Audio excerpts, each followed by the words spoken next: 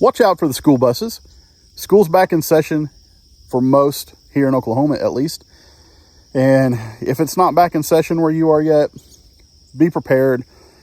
Whenever a yellow bus is stopped, stop. Especially when they got the lights flashing and the stop signs out. Just stop. Don't be one of those people that winds up on Facebook or YouTube or on the news because you were dumb enough to try to pass a stopped school bus.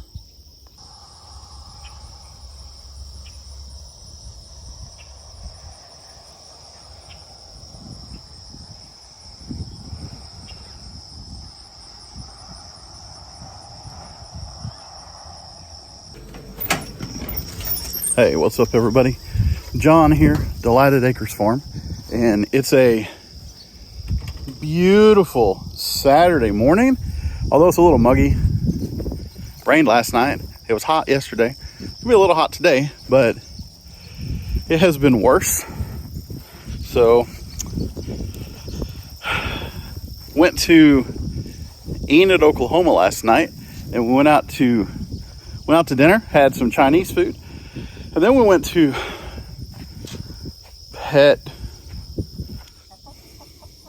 what's the name of the place? PetSmart. We went to PetSmart and we needed a couple things for Bear. So we had to get some new feed, get him a container to put the feed in. We got some miscellaneous stuff. And so I'm gonna show you a video here. I had Bear out here earlier and I was walking him around, and so I'll just play that clip right here.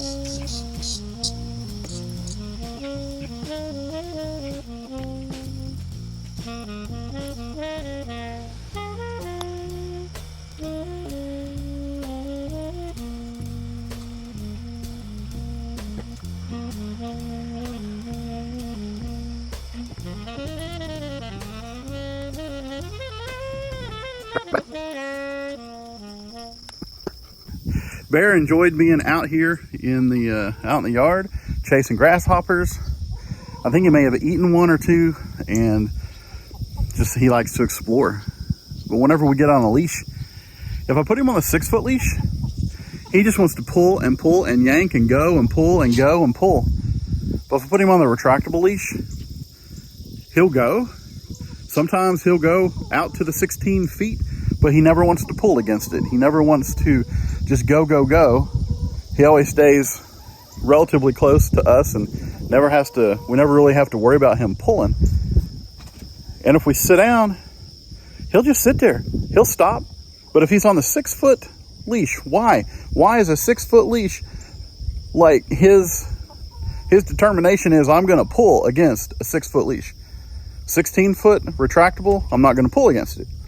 25-foot tie out in the yard, I'm not going to pull against it. I'm not even going to get 10 foot away from you. I don't know, the longer the lead, the shorter distance he gets from us. So I don't know, it's weird, but he's super cute. He's a good looking dog, and we really have been enjoying him the last couple weeks. And so anyway, so yeah, we got out, took a walk in the yard. I'm out here now. I got to check on the chickens, and so far they're doing pretty good. And here, let's take a look at them real quick. Hey girls,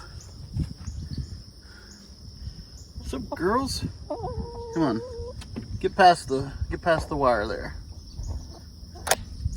Can't really see them good. Hold on. There.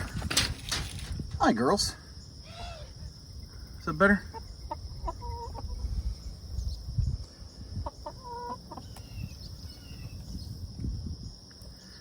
Haven't really showed them a whole lot in the last couple of weeks, just because Bear has been so much of our, there, don't come out, So as you know, if you have been watching, you know we don't free range just because of predators and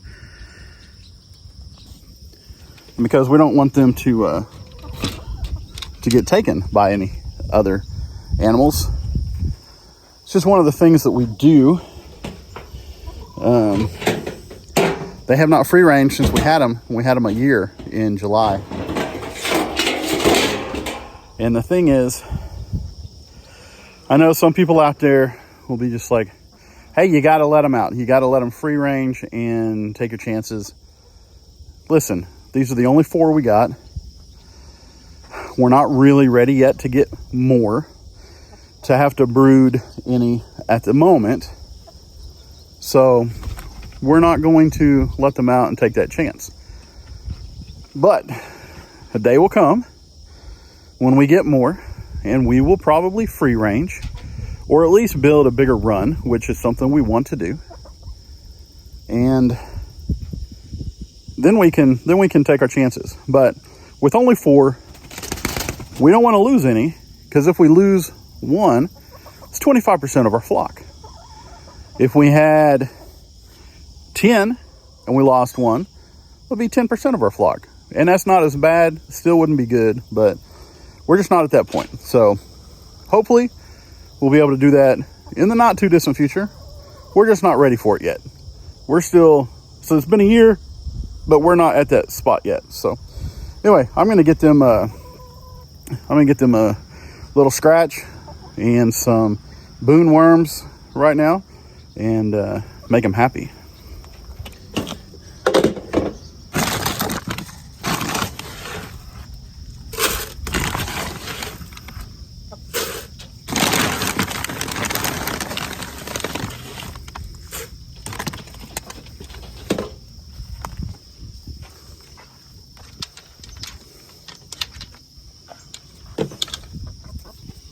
Get it. All right, girls, here you go.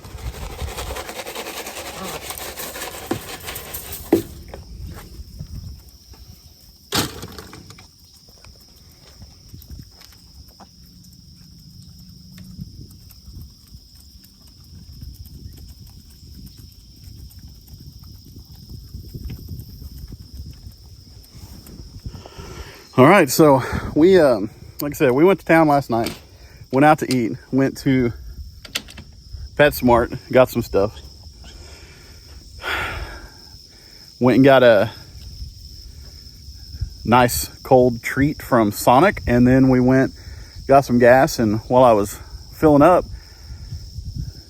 the clouds were real dark southwest of where we were.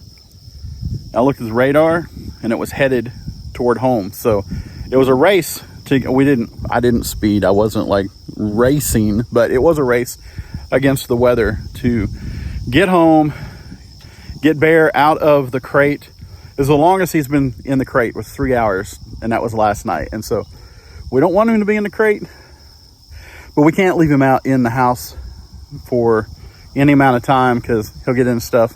And so we raced home, got here. It started raining on us a little bit before we got here, and we kind of drove out in front of it, got home, got Bear out of the crate, got him outside, and he went to the bathroom immediately and got him back in the house. And so we beat it just in the nick of time, but I was standing in the front yard, and about a mile south of us, there were huge lightning bolts that hit. I don't know, probably 4 or 5 while I was out there for like 4 minutes. And so I was like, Bear, you need to go now because we got to go inside. And he's like, okay, I'll go. And he did. So anyway, we made it, and it was all good. But that being said, I did not get out here to check the eggs yesterday because we left after work, went up there and spent some time. And so I'm going to check right now and see how many eggs are in here, and if they laid a full day's worth yesterday, or if they have laid some since. I don't know. I don't know what I'm going to find. Probably just 2 or 3. Day before, they only laid 2. They've not been laying a whole bunch like they were at one time. They're still producing though, and we'll be okay with that. Kelly actually, we haven't really shown it, but here a while back, Kelly water glassed jar of eggs. I don't know, she might have done 18 or so. And last week she water glassed another jar full of eggs. And so we're going to see how those do. We haven't had to get into them yet, and we're kind of waiting to do that. And hopefully probably in the winter time when they reduce their production, then we will probably get into the water glassed eggs. We'll see how it worked, see how they're doing. I don't know, every once in a while we might open the jar just to make sure that everything's still good and that they're not smelling bad, that they haven't gone bad or anything like that. So anyway, well, I better close this up before I get any eggs. So, y'all, I know that there are other ways of keeping feed and stuff. I know a lot of people use metal trash cans, and they work really good because critters can't chew into it. They can't chew through it like a plastic one. There are some really heavy duty plastic ones or rubberized ones, and most critters aren't going to chew through, but those are really expensive compared to the metal ones. And then if you get the cheaper plastic ones, critters can chew through those pretty easily if they have time to do it. And so we went with the metal. Probably we'll get another one at some point, just because I have to dig through in there sometimes to find what I want. But anyway, we're not at that point yet. And someday, whenever we get more chickens, then we'll have to either get another one because we'll have more feed, or we'll make other accommodations. And that's just part of it. Anyhow, so chickens have about done. They're about done with their snack, and I'm ready to check on these eggs. Hey, hot dog. All right, now I don't know if they laid all of those yesterday. They probably did. It's a little too early in the morning still for them to have laid any yet, because they don't typically lay until mid-morning till the afternoon. And so, but we got 4 beautiful eggs. Let me grab those.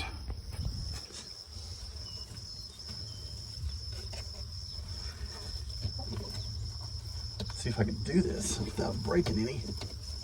Don't crack them. There we go. I'm pretty good at doing 3. I'm pretty good at doing 3 at a time, but 4 makes me nervous because I don't want to be breaking or cracking any of them. Get that locked. Thanks, you guys helped me. So anyway, yeah, I'm gonna head back in, and I don't know what else today's gonna hold. I don't know what we're gonna do. I think we're gonna measure the garden, and then we may go to town and grab some plastic because we want to solarize the garden to try to kill off all of the grass and weeds and stuff that are in it right now, but what's in the ground too. So right through here, we're gonna lay plastic down right there and solarize it. And what that does is the sun will shine through the plastic and it will heat it up. It will really heat it up real hot. And it's supposed to kill the vegetation that is under there. And so that is our goal. So we'll need to measure. So we know square footage, so we know how much plastic we need. And then it'll be a matter of going to getting the plastic and then getting as much out as we can. We'll get as much out of the garden as we can to start with. And then we'll put the plastic down and we'll go from there and see how it works. So we're kind of looking forward to that because we think it'll be very helpful for us going into the fall and then into next spring. But we're going to probably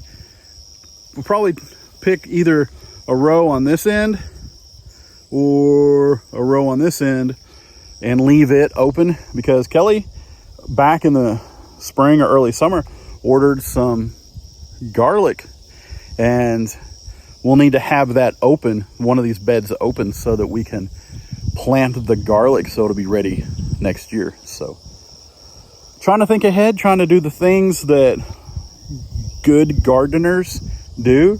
And since our last name is Gardner, we want to do the things good gardeners do. So anyway, you guys, I'm going to take these eggs in, and I'm going to show you, like I showed you Bear running around the yard, and I'm going to show you the container we got to put the feed in, and the process of putting the feed in and all that stuff. And then, y'all, that's going to be the end of the video. So I'm just going to sign off right now. And thank you guys so much for watching.